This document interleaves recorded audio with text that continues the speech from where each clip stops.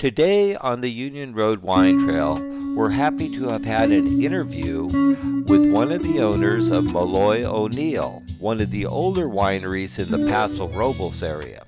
Now he holds a degree in both biochemistry and fermentation science, which makes him quite an expert in the area and the soil and condition and the growing region of the Paso Robles area.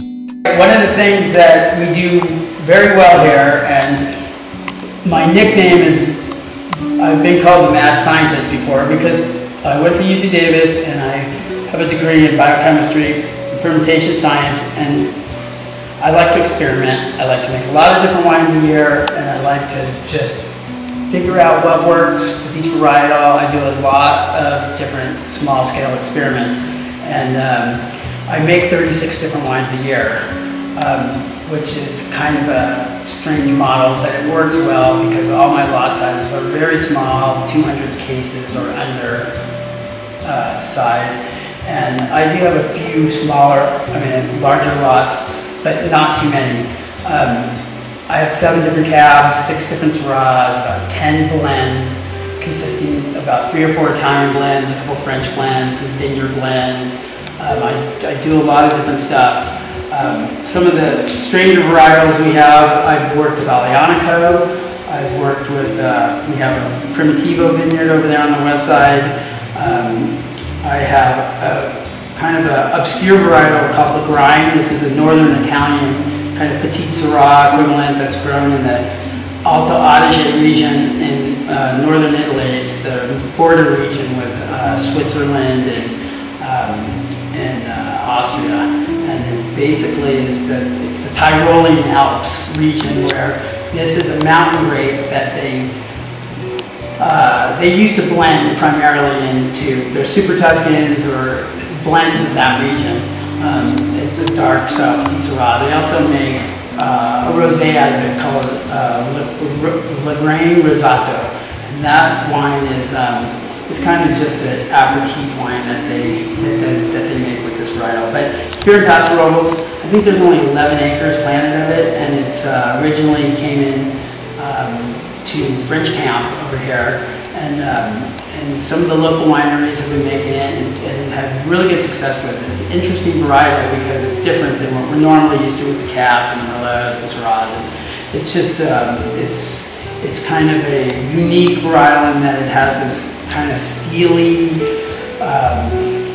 flinty, pencil lead type of character that you'd see like in a Chardonnay, but this is in a red wine, so it gives it this unique kind of twist that you don't see that often. I really, really like it. It's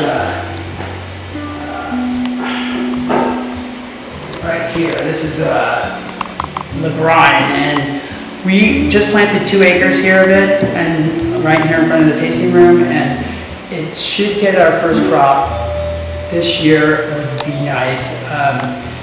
We had a bad frost last year, so I had a little bit of damage, and I'm waiting to see what the final crop load is going to look like. But I should get a couple barrels out of it, so stay tuned for that.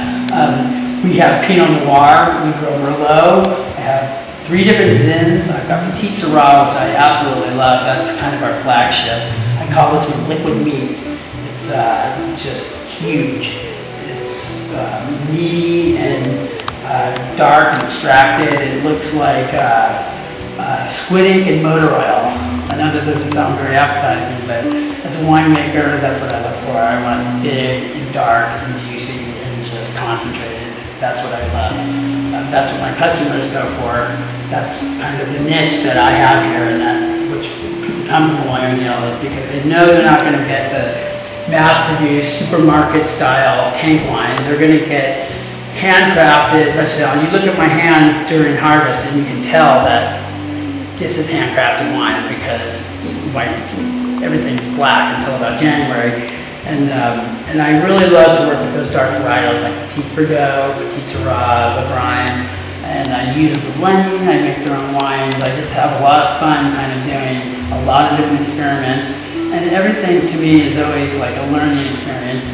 I do what works with certain varietals, and I don't do if it doesn't work, I'll use it for some blending, or I'll always find some use for whatever experiment I was doing.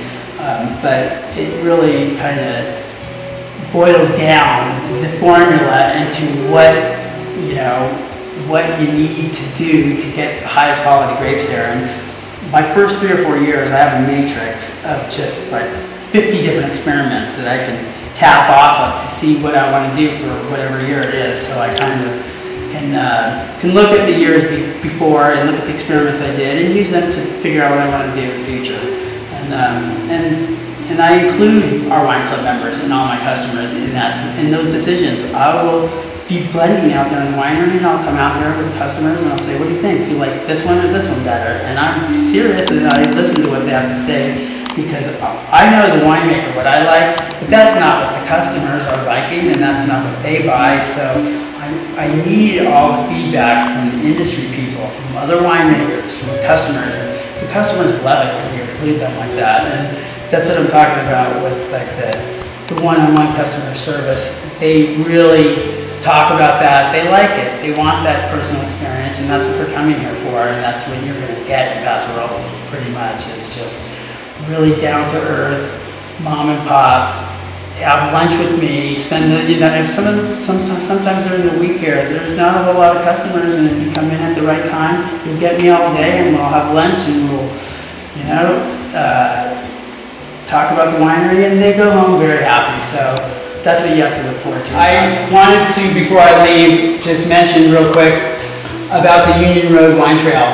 We are a group of about 14 wineries on this road, starting from Tobin James and ending down there by Barney Schwartz Park, that are kind of formed a small little group to keep people over here, and this can make an entire day trip.